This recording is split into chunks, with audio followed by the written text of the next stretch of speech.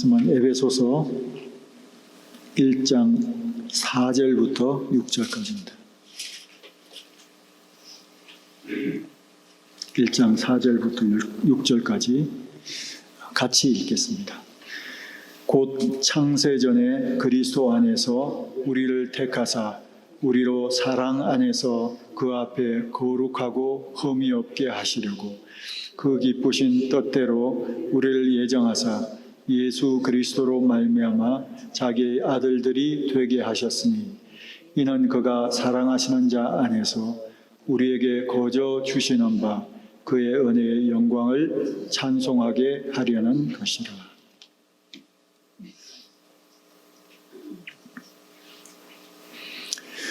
새해가 시작된 지 벌써 3주가 지났더라고요.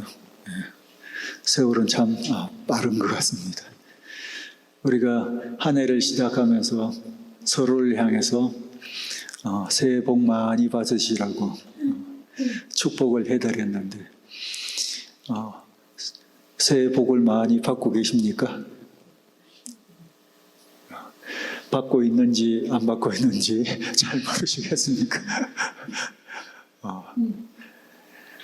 하루하루가 여전히 분주하게 지나가기 때문에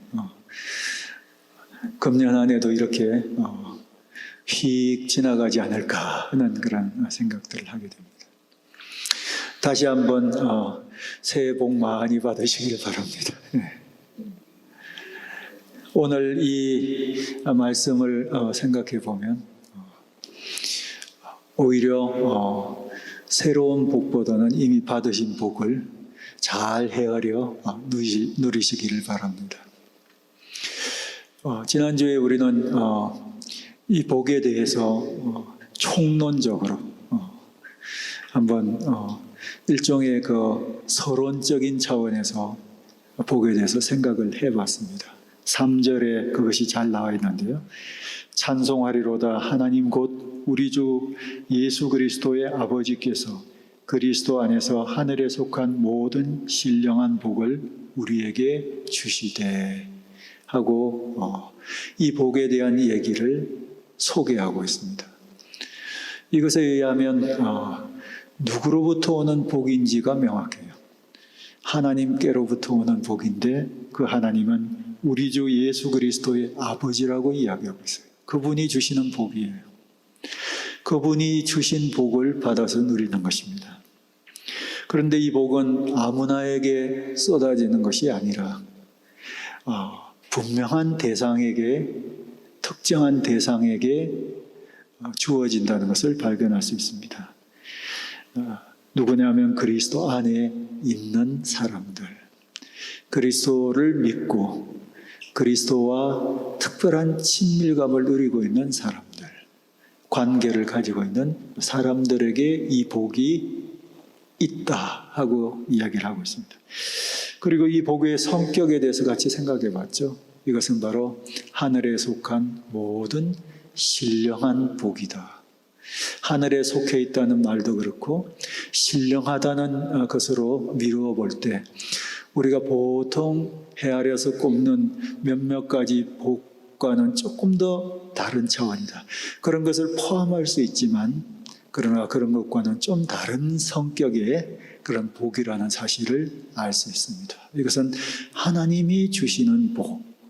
그러면서 이것은 좀 더 성령님을 통해서 우리가 누리게 되는 그런 종류의 복이다 하고 생각을 해봤습니다.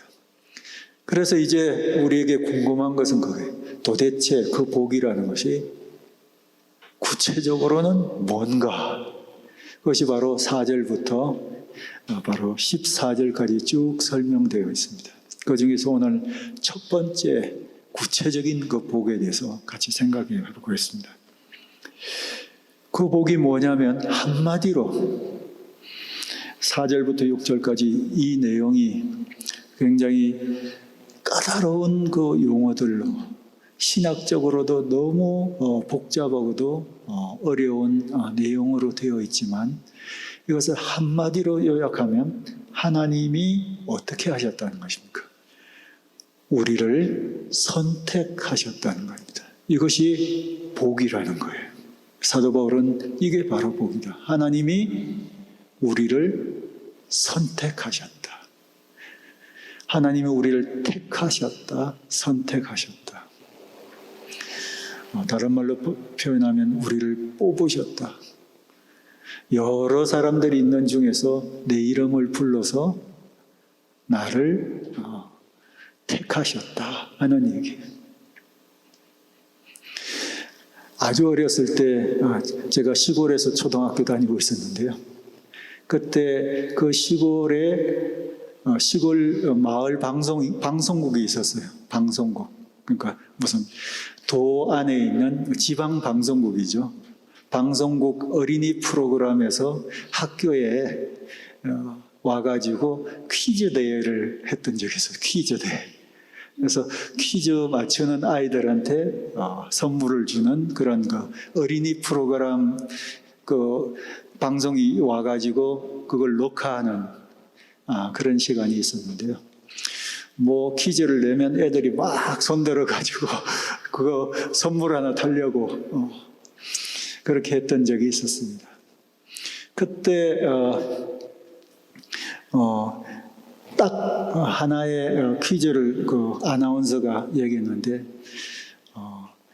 이번에 올림픽 열리게 되는 곳이 어딘지 어느 나라인지 아는 어린이들 손 들어보세요. 그래서 그때 내가 아는 바가 있어서 손을 들었어요. 그때 올림픽이 독일에서 열렸거든요. 그래서 초등학교 때. 근데 많은 아이들이 손을 들었는데 아나운서가 저기 저 뒤에 있는 어린이하고 했는데 저를 탁 꼽아줘. 이렇게 제가 나가가지고 독일입니다 이야기하고 난 다음에 상품을 받았는데요. 무슨 상품 받았냐? 노트 한 권 받았습니다. 노트 한 권. 예. 마치 그런 것처럼 아나운서가 많은 아이들이 있는데 왜 나를 마침 제가 키가 크기 때문에 저 뒤에 있는 어린이였거든요. 그래서 저를 지적해서 뽑아줘가지고 아마 확인은 못했는데 제가 최초로 매스컴을 탔던 제 평생 중에 최초로 매스컴을 탔던 그런 시간이 아니었나. 독일입니다 하는 그 이야기가 방송이 됐지 않았을까 그런 생각이 듭니다. 뽑는다는 것, 택한다는 것, 선택한다는 것은 바로 그런 것을 말하는 거죠. 하나님이 우리를 택하셨다. 하나님이 내 이름을 불러주시면서 누구누구야 하고 나를 택하셨다는 거죠. 이게 복이라는 겁니다. 근데 거기 보았더니 좀 어려운 얘기들이 많이 나와 있는데요. 오늘 제가 이것을 그냥 있는 그대로 조금 풀어서 말씀을 드릴 텐데 이해할 수 있는 만큼만 이해를 하시면 되겠습니다. 그런데 언제 그렇게 택해 주셨느냐? 창세전에 택하셨다는 얘기예요. 창세전. 여러분, 창세전이란 건 뭡니까? 세상이 만들어지기도 전에 택하셨다는 거예요. 그러니까 세상이 만들어지기 전이라는 것은 시간 자체도 만들어지기 전이에요. 우주도 없고 시간도 없는 바로 그때를 다른 말로 표현하면 영원전이라고 이야기할 수 있습니다. 온 천지에 있는 것이라고는 하나님 자신밖에 없는 바로 그때 영원전 창세전에 하나님만 계실 때 하나님이 나를 택하셨다는 얘기예요. 이걸 여러분이 어떻게 이해하시겠어요? 어쨌든 사도 바울은 이게 바로 복이라고 이야기하고 있습니다. 창세전에 하나님의 마음속에는 굉장히 중요한 것이 들어있었는데 그 마음속에 하나는 그리스도였어요.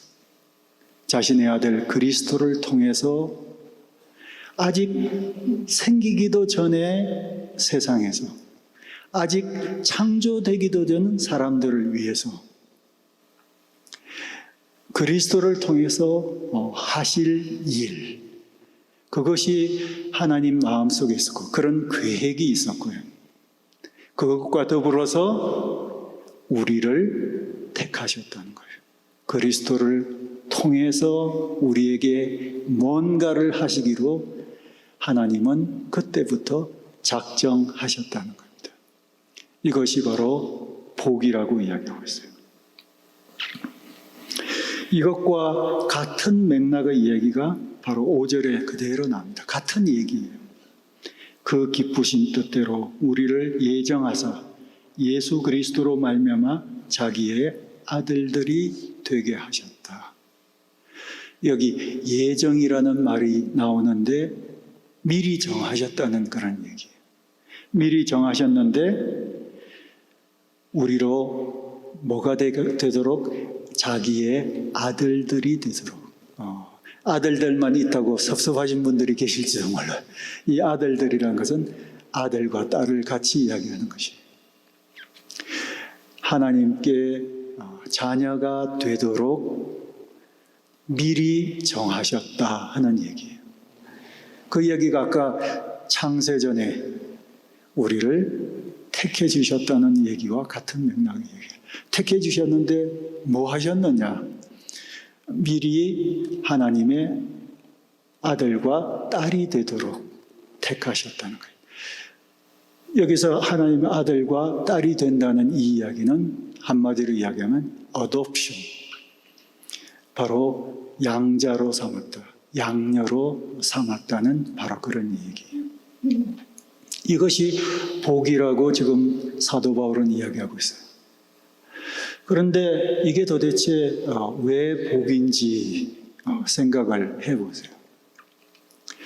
이것이 왜 복이냐면 한 가지 부분에서는 바로 이것입니다. 이것이 바로 소위 안전의 문제예요. 안전. security의 부분입니다. security.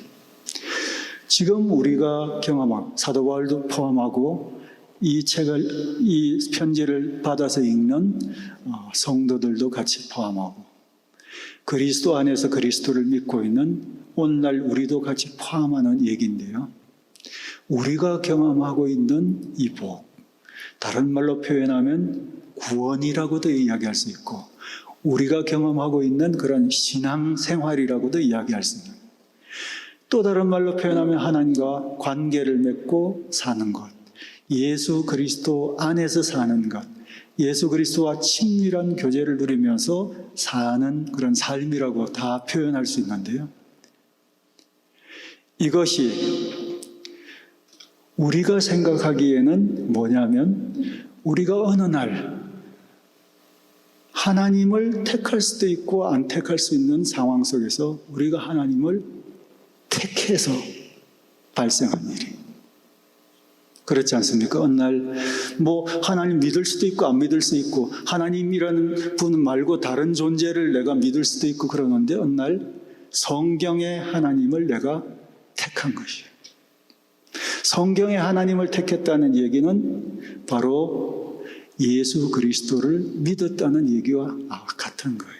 예수 그리스도를 택했다는 말과 같아요. 예수 그리스도를 따르기로 내 마음 가운데 결정했다는 것과 같아요. 그 순간이 있죠. 그 순간이 없는 분들도 계시겠지만 그러나 과거의 어떤 시점쯤에 내게 그 순간이 있었는데 그 순간 나는 구원을 경험하고 하나님과의 친밀한 교제를 경험하고 지금 살고 있는 신앙생활을 경험하면서 살기 시작했다고 이야기할 수 있어요. 그렇죠? 그렇게 이야기할 수 있죠. 내가 어느 날 그렇게 믿는 순간, 선택하고 결정한 순간. 그런데 그렇게 믿고 난 다음에 하나님을 알아가고 성경을 통해서 하나님의 행하시는 일들을 점점 조금씩 더 알아가고 그렇게 믿는 사람들 속에 성령님이 계시기 때문에 성령님을 통해서 조금씩 이전에는 조금 더 생각하지 못했던 것을 깨달아가기 시작하면서 새롭게 발견하기 시작한 것이 뭐냐면 어느 순간에 내가 어떤 시점쯤에 내가 하나님을 선택한 거기서부터 나의 구원은 시작된 것이 아니었구나 하는 사실을 깨닫기 시작하는 거예요. 나의 구원은 거기에서부터 시작한 것이 아니라 그 이전에서부터 이미 시작되고 있었구나, 준비되고 있었구나 하는 사실을 알게 되는 거예요. 내가 어렸을 때부터 태어나면서부터 살아오는 동안의 삶의 과정 속에서 이미 나는 준비되고 있었구나. 이것은 이미 거기서부터 시작되고 있었구나 하는 사실을 깨닫기 시작하는 거예요.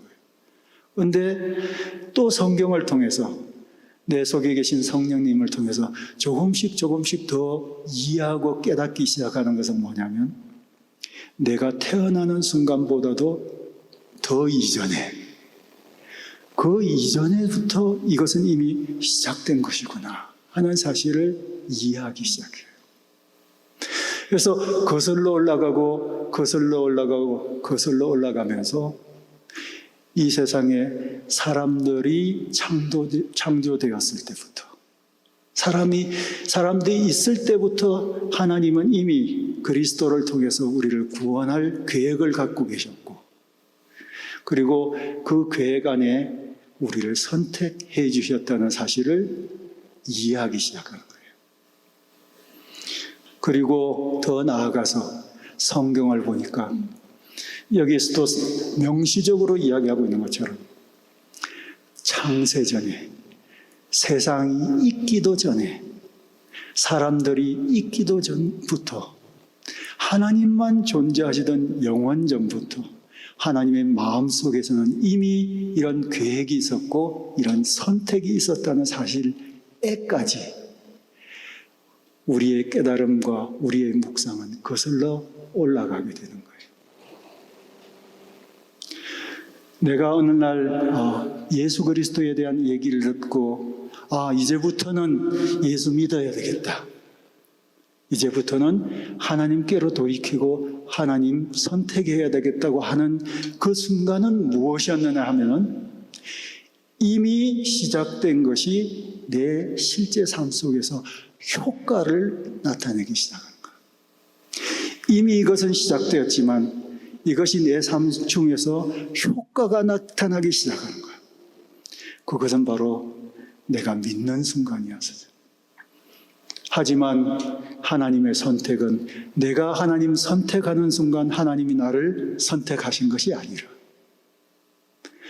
훨씬 이전부터, 심지어는 창세전부터 하나님은 우리의 이름을 부르시며 우리를 선택해 주셨다는 사실, 이것을 깨닫는 거예요.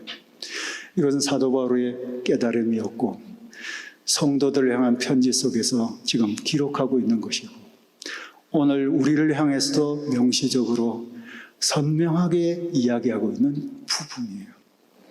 이것을 어느 누구도 다 명쾌하게, 완벽하게 다 이해할 수 없어요. 이것은 예수를 믿고 성경을 알아가기 시작하고 성령님을 통해서 하나님이 행하시는 일들을 보기 시작하는, 영적 눈을 뜨고 보기 시작하는 사람들이 조금씩 깨달아가기 시작하는 부분이에요. 아마 이것은 신학교를 졸업한 사람들만 이해할 수 있는 부분이 아니에요.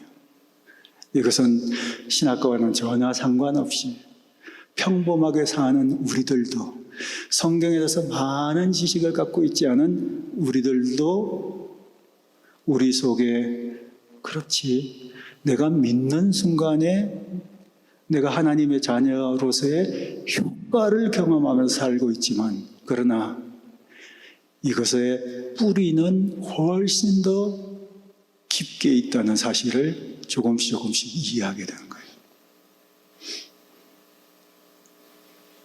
믿는 순간까지 나를 인도하시고 결국 나로 하여금 믿을 수 있도록 모든 환경과 내 마음을 준비시켜 주시고 어느 순간 그런 결정을 내릴 수 있도록 하기까지는 나는 몰랐지만 하나님의 계획과 하나님의 친밀하고도 정확한 손길과 도우심이 있었다는 사실을 우리는 이해하게 되는 거예요.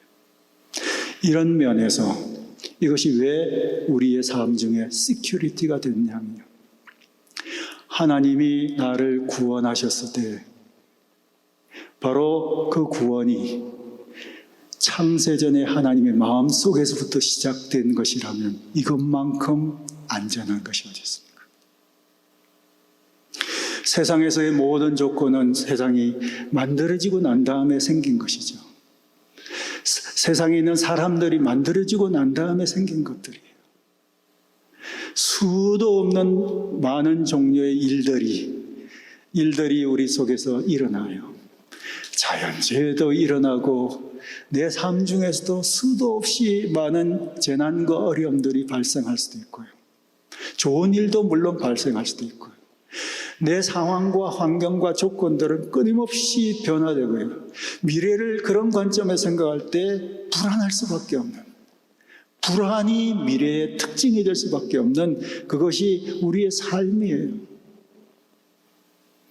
그러나 그럴 때마다 내 마음의 중심이 흔들리게 되고 때때로는 하나님을 향해서도 의심을 할 수도 있게 되고 하나님을 부인할 수도 있고 어떨 때는 하나님 없는 것처럼 느낄 수도 있고 하나님을 향해서 불만을 가질 수도 있고 수도 없이 바뀔 수도 있는 것이 우리 자신들의 모습이에요. 그러나 그런 모든 종류의 상황에 상관없이 우리가 경험하고 있는 이 구원이 안전한 이유는 뭐겠습니까? 이런 모든 조건이 생기기 전부터 하나님의 마음속에서부터 우리를 선택한 것으로 말미암아 된 것이기 때문에 흔들릴 수 있는 거예요. 천지 개벽이 나도 우리의 구원은 변하지 않아요. 때때로는 나의 연약함 때문에 하나님을 의심하는 순간에도 하나님께 대해서 등 돌리는 순간에도 여전히 하나님의 이 선택과 이 구원은 변하지 않아요. 이런 사실들을 사도 바울은 깨달은 겁니다. 그리고 이 편지에 이것을 기록하고 있고요. 오늘날 우리도 완전히는 아닐지라도 부분적일지라도 이것을 이해하기 시작하는 거예요. 나의 연약함에도 불구하고 상황의 변화에도 불구하고 내가 나이 들어감에도 불구하고 때때로는 내가 병전 눕는 때에도 심지어는 내가 이 세상에서의 삶을 훗날 마감하는 순간에도 하나님이 우리를 선택하신 이 선택은 변함이 없어요.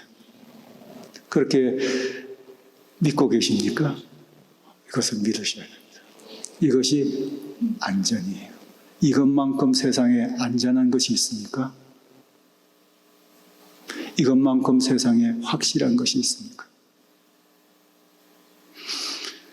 그래서 이것이 복입니다. 이것이 복이에요. 하나님이 미리 우리를 당신의 아들과 딸로 삼아주셨던 이 사실은 무슨 일이 있어도 변하지 않는 거예요. 심지어는 나와 내 자식과의 관계도 마찬가지지 않습니까? 자식과 우리 사이에 수도 없이 많은 일들이 있죠. 많은 일들이 있어요. 때때로는 화를 내기도 하고, 자식이 다시는 얼굴 안 봐요. 그러면서 그런 어떤 표현 비슷하게 이렇게 털어져서 그냥 등을 돌리고 갈 수도 있고. 나도 자식한테 너무 실망을 해가지고 그럴 때도 있죠. 그렇지만 변하지 않는 것은 뭡니까? 변하지 않는 것. 나는 엄마고 지는 내 새끼라는 거죠. 네. 관계가 어떻든 형편이 어떻든 서로 간에 멀리 떨어져 살든 단절되어서 살든 어떻든 간에 나는 언제나 그 아이의 아빠고 그 아이는 나의 아들이고 변하지 않는 거예요. 심지어는 호적을 파서 나간다 할지라도 그것이 변합니까? 변하지 않는 거예요. 이것이 아버지와 아들과의 관계, 엄마와 딸과의 관계예요. 변하지 않는 것이. 그 뿌리는 뭡니까? 어떤 것을 통해서도 지울 수 없는 것이 깊어요. 이 자체를 바꿀 수 있는 것은 아무것도 없어요, 세상에서. 관계도, 형편도, 생각도, 어떤 것도 그 관계를 바꿀 수 없어요. 왜냐하면 그만큼 뿌리가 깊은 거잖아요. 자식과 나의 관계는 뿌리가 깊기 때문에. 그렇기 때문에 속상하고 마음에 안 들어도 내 속에 다시 생각해야 되는 것은 무엇입니까? 그래도 너는 내 자식이다 하고 생각을 해요. 그래도 너는 내 자식이야, 내 아들이야. 자식은 좀 덜 그렇게 생각할 수 있을지 모르지만 무슨 일이 있어도 이분은 내 아버지시다, 내 엄마시다. 이는 변하지 않는 것이. 이것이 깊은 뿌리의 그 관계인 것처럼 우리 그리스도인들도 그리스도 예수 안에서 사는 사람들도 하나님과 우리 사이의 관계가 바로 그렇다는 거예요.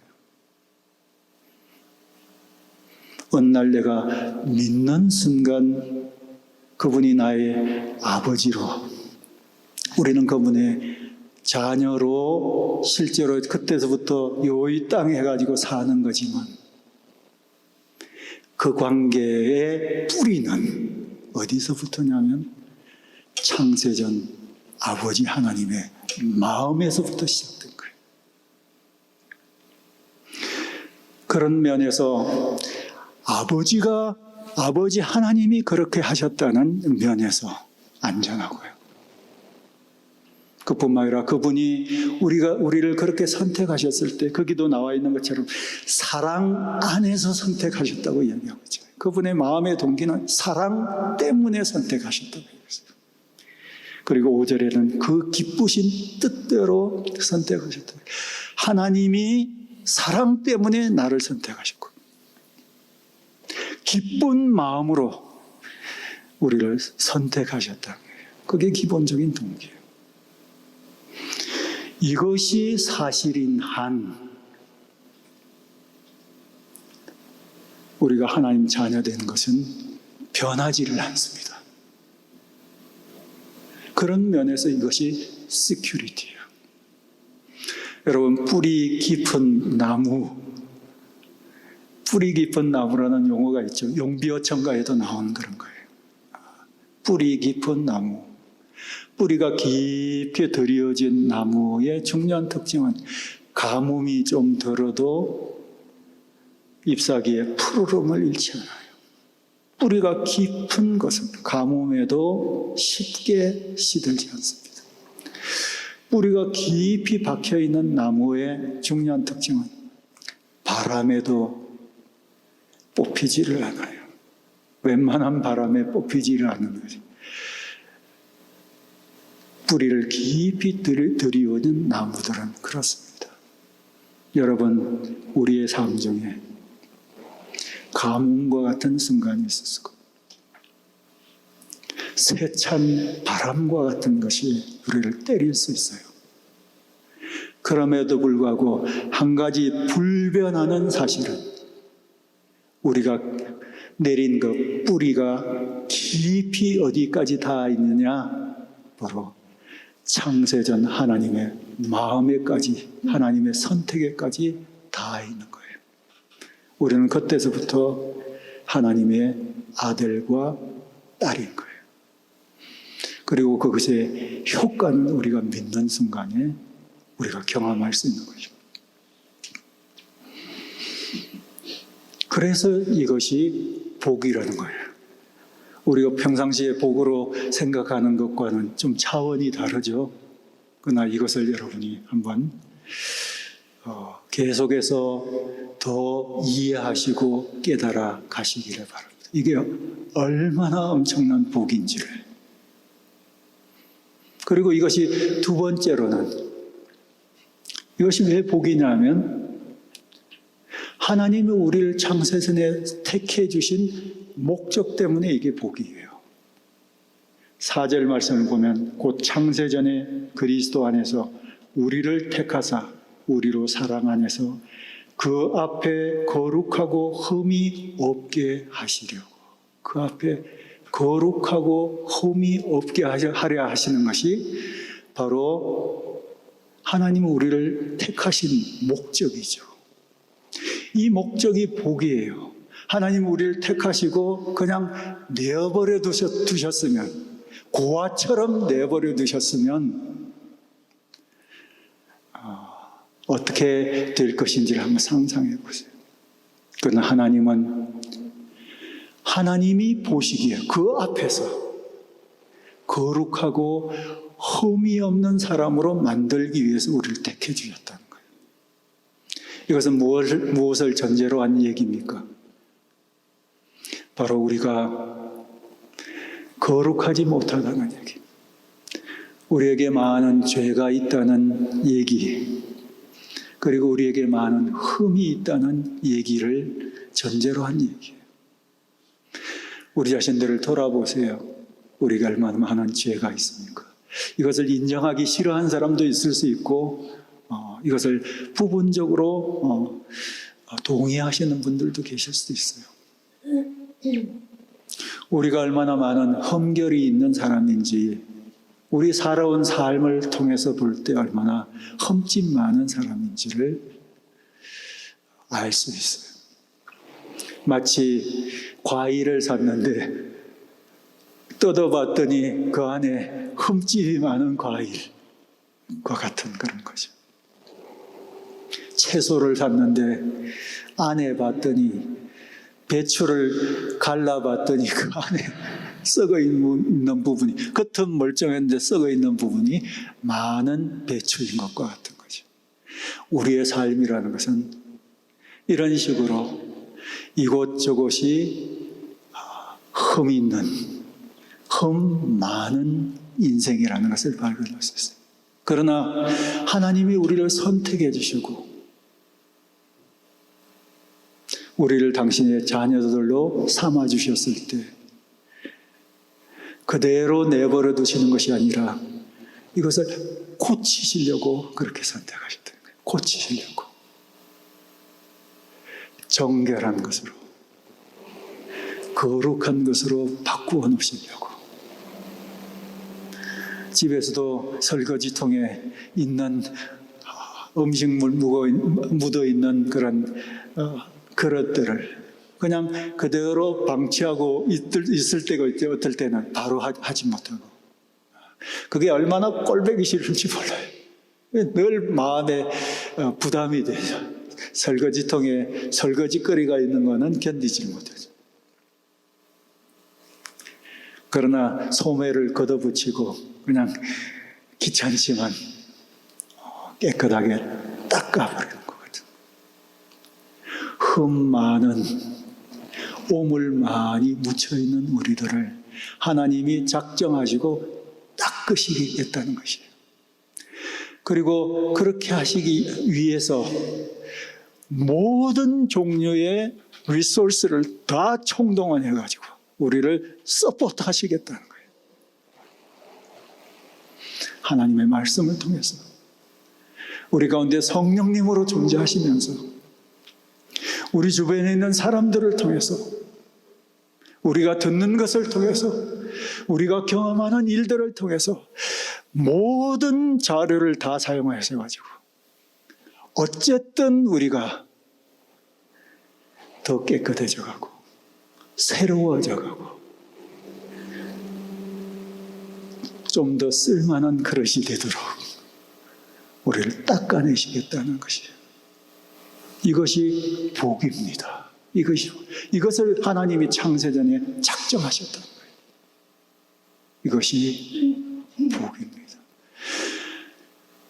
이것이 하나님의 계획 속에 있기 때문에 우리도 거기에 그것을 깨닫고 함께 발맞추어서 좀 더 나아지기 위해서 오늘보다 내일 하나님 보시기에 더 기쁘신 모양대로, 더 깨끗한 모양으로 바뀌어져 가는 거예요.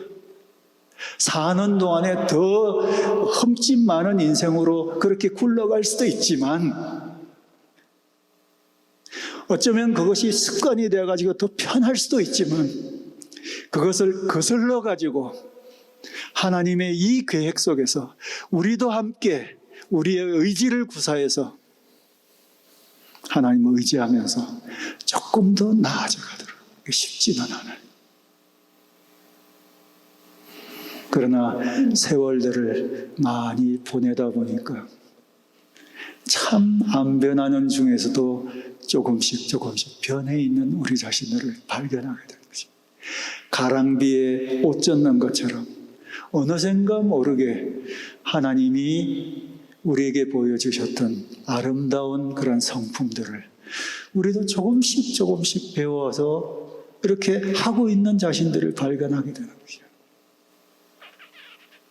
그래서 결국에는 하나님 앞에서 온전히 깨끗하고 아무런 흠이 없는, 마치 구약의 제사로 드린 그 제물들이 흠이 없는, 점도 없고 흠이 없는 것이 드려지듯이 마지막 때 우리가 하나님을 만날 때 우리 자신들이 흠도 없고 점이 없는 마치 제물들처럼 하나님 앞에 서도록, 그것을 다른 말로 표현하면 정결한 신부처럼 신랑 앞에 서듯이, 그렇게 우리의 삶이라는 것은 그렇게 해서 계속해서 변화되어 가도록 하는 그러한 삶이라는 것입니다. 이것이 복이죠. 이게 복이에요. 오늘도 우리는 이것을 조금씩이라도 경험하며 사는 것이, 이것이 복입니다. 우리가 텍사스에 살 때요, 이웃들하고 참 재미있게 잘 지냈어요. 이웃들하고 이렇게 얼굴 보고 인사는 할 수 있지만 재미있게 잘 지내는 거는 미국 사회에서 쉽지는 않은데 워낙 좋은 그 이웃들을 많이 만나가지고요. 무슨 일이 있을 때 서로 왔다 갔다 하고 음식도 같이 좀 먹고요. 무슨 절기 같은 데도 서로 챙겨주고요.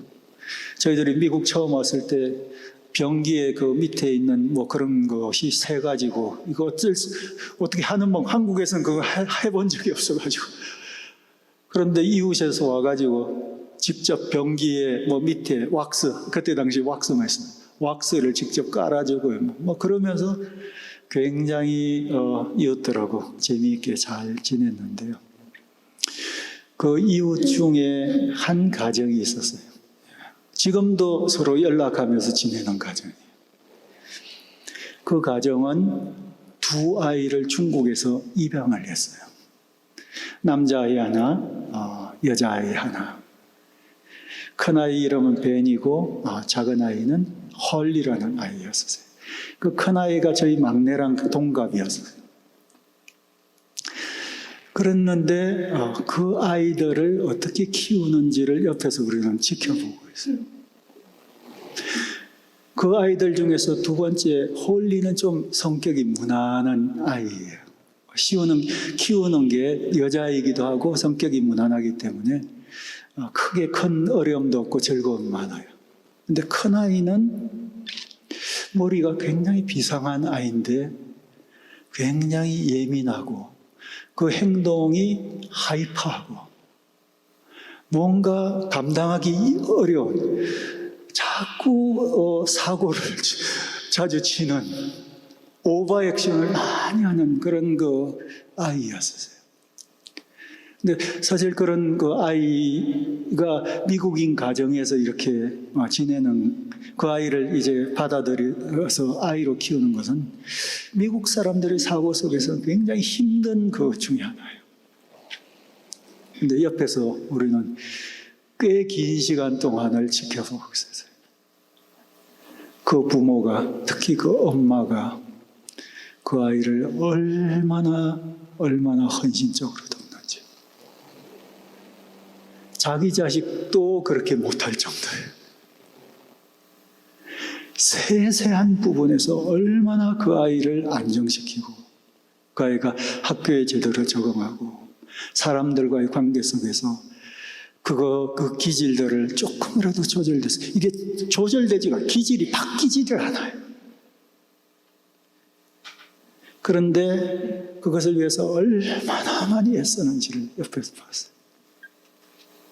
그 헌신이라는 것은 정말 뒤로 자빠질 정도로 헌신적이죠. 입양한 아이인데 그 아이들이 제대로 자기 가정 안에서, 미국이라는 사회 안에서 정상적인 아이로 자라가도록 이렇게 돕는 모습들. 옆에서 심지어는 그 엄마가 그 아이 때문에 얼마나 많이 우는지도 봤어요. 울어요. 너무 힘드니까 그냥 우는 거예요. 이제 세월이 많이 흘러서 그 아이도 이미 이제 잡을 가지고, 간호사예요, 간호사. 남자 간호사가 되어가지고 잡을 가지고 정상적으로 사회 활동을 하고 있는데, 입양한 것으로 끝낸 것이 아니라 그 아이가 정상적인 생활을 할 수 있도록 끊임없이 정말 안 변하는 그런 것을 붙들고 애쓰는 그런 모습을 해서, 우리 하나님이 그렇게 하시는 분이죠. 또 한 가정이 있는데요. 그 가정도 우리랑 굉장히 친하게 지냈던 가정이에요. 이름도 지금은 가물가물한데 아마 아빠가 데이빗, 엄마가 로즈였을 거예요. 로즈. 예, 로즈.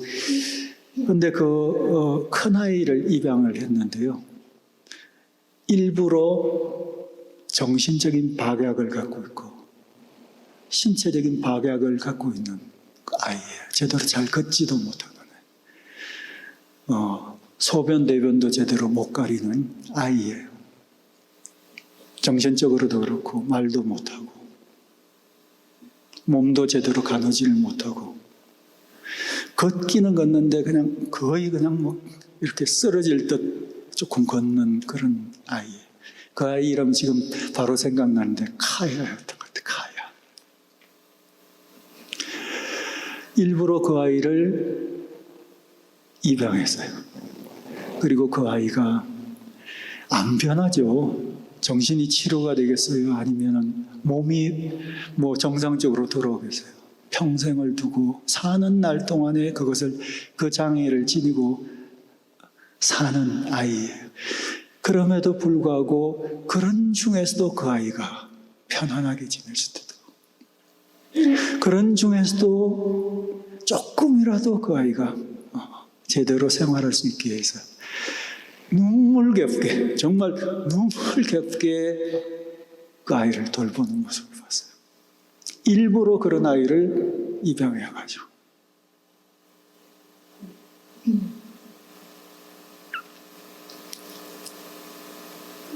이것은요, 하나님이 우리를 흠많고 여러 면에서 사실은 망가진 데가 많은 우리들을, 하나님이 우리를 미리부터 입양해 주셔가지고 우리가 제대로 살도록, 좀 제대로 원래 하나님이 의도하시는 그 모양대로 제대로 좀 살도록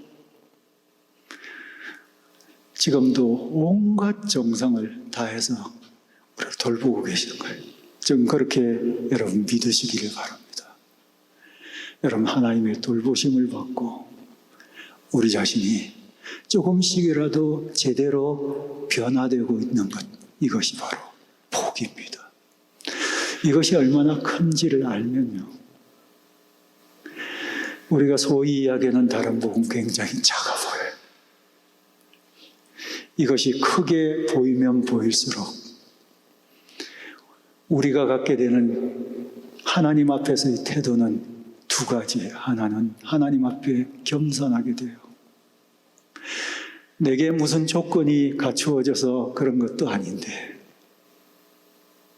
내가 그럴 만한 사람이어서도 아닌데, 하나님이 사랑 때문에 6절에 나와 있는 것처럼 은혜 때문에, 은혜로 우리를 택해 주셨다는 거예요. 그렇게 양자 삼아 주셨다는 거예요. 그리고 그것을 선물로 주셨다는 거예요. 선물로 주셨기 때문에, 선물 받은 사람이기 때문에 우리가 받아 있는 이것에 대해서 겸손하게. 난 받았다. 난 영원토록 안전하다. 그래서 막 살아도 된다. 너네들은 못 받았지 하면서 사는 것이 아니라, 그럴 만한 자격이 전혀 없는데 하나님의 사랑 때문에 그 기쁘신 뜻대로 나를 그렇게 삼아주셨다는 사실 때문에 하나님 앞에 겸손하게 살게 된 거예요. 그리고 6절에 나와 있는 것처럼 이것을 아는 만큼 우리는 하나님을 찬양하게 돼요. 하나님 그렇게 하셨구나. 하나님 그렇게 나를 사랑하셨구나. 그렇게 나에 대해서 기뻐하시는구나. 내가 뭔데?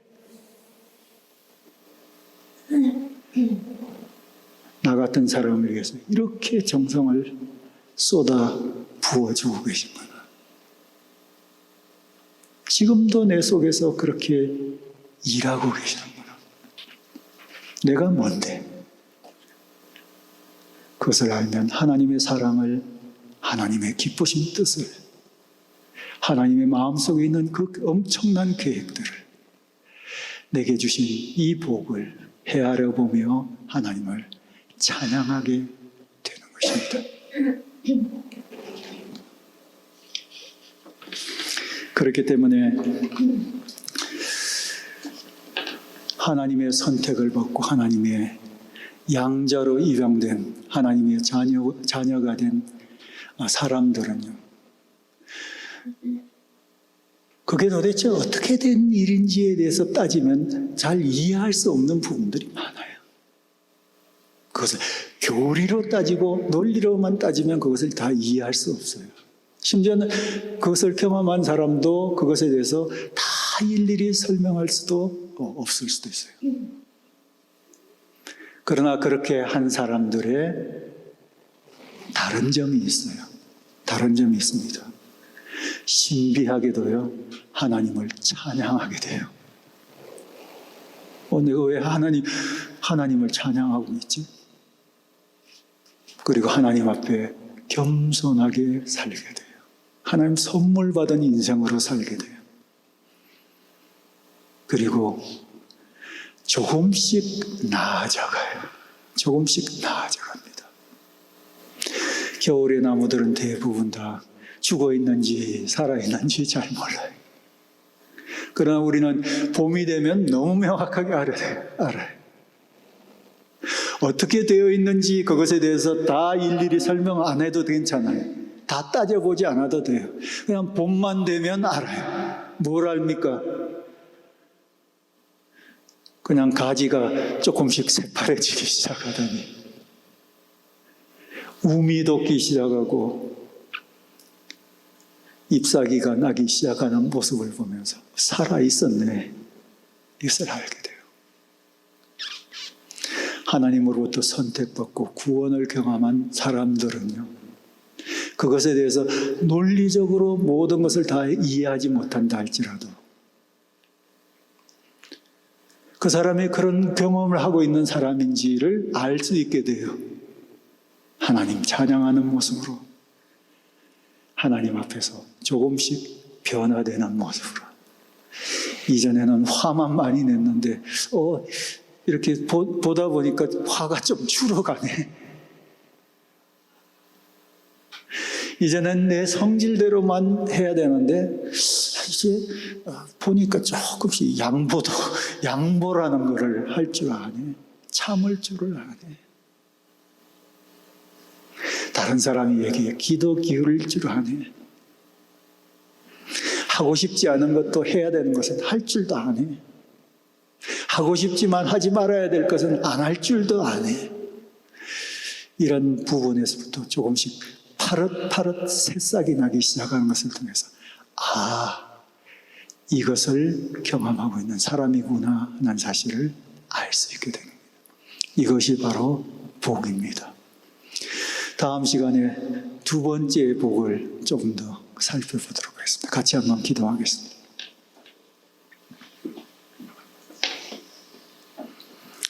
오늘 이 말씀을 생각하시면서 어느 만큼 여러분이 이해하셨을지 다 알지 못하지만 이해한 만큼 여러분이 깨달은 만큼만 그것을 가지고 하나님 앞에 고백하며 감사하고 찬양하는 기도를 드리도록 하겠습니다. 함께 기도하겠습니다.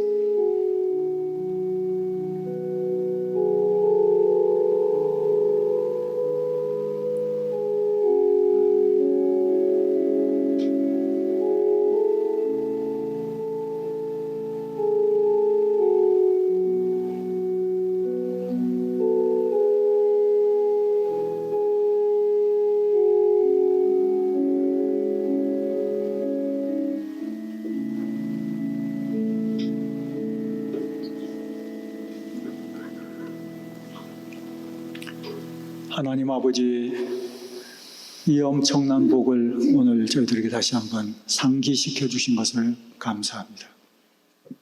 이것을 깨달을 수 있도록 도와주시고 또 이 복을 누리며 살아갈 수 있도록 도와주시옵소서. 감사드리며 살아계신 예수 그리스도의 이름으로 기도합니다. 아멘.